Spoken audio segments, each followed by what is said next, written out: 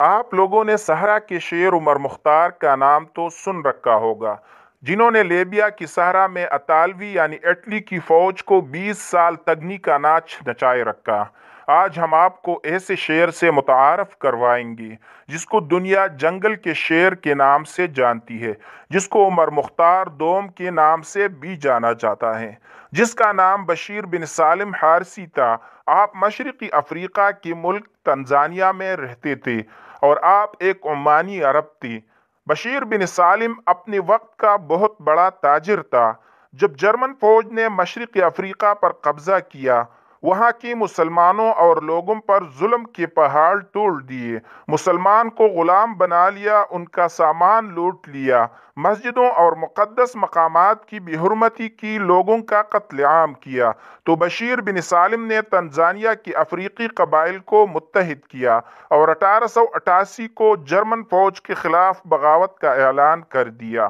آپ نے 20,000 فوج کی قیادت کی اور جرمن فوج کی برتری کے باوجود ان کو متعدد لڑائیوں میں شکست سے دوچار کیا۔ جرمن فوج کو کافی عرصے تک ابوشیری نے تگنی کا ناچ نچائے رکھا اور جرمن پوسٹوں کو بہت حد تک تباہ و برباد کر دیا اور ساحلوں تک قبضہ کر لیا، جس کی وجہ سے مشرق افریقہ میں موجود جرمن فوج کو برلن سے مدد لینی پڑی، جس کے بعد جرمن فوج نے افریقی علاقوں کو مسلمانوں سے دوبارہ حاصل کرنے کے لیے تنزانیہ کے مختلف ساحلوں پر بحری جہازوں کے ذریعے اور مختلف علاقوں میں توپوں کے ذریعے شدید گولہ باری کی، اور جرمن بحریہ نے مختلف مقامات پر ناکہ بندی کر دی تاکہ مجاہدین تک پہنچنے والی رسد و کمک کا راستہ روکا جا سکے۔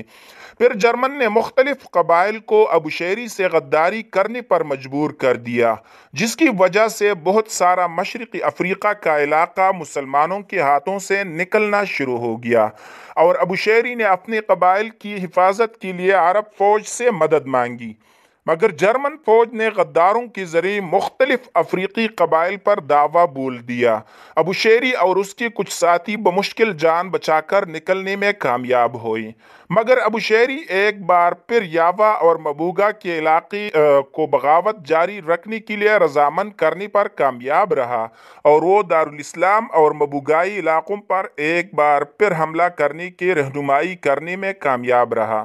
مگر جرمن پاور ان حملوں کو پسپا کرنے کے لیے کافی تھی، اس لیے قبائل کو پسپا ہونا پڑا اور انہوں نے ابوشیری کا ساتھ چھوڑ دیا۔ جب ابوشیری نے وہاں سے بھاگنے کی کوشش کی تو اس کے ساتھی قبائل نے غداری کر کے ابوشیری کو پکڑوا دیا، جس کے بعد 15 دسمبر 1889 کو ایک فوجی عدالت نے اسے پھانسی کی سزا سنائی، اور کچھ ہی دن بعد ان کو پینگانی میں پھانسی دے دی گئی اور وہیں ان کو دفن کر دیا گیا۔ کہا جاتا ہے پھانسی سے قبل ابوشیری پر جرمن نے بے پناہ تشدد کیا تھا۔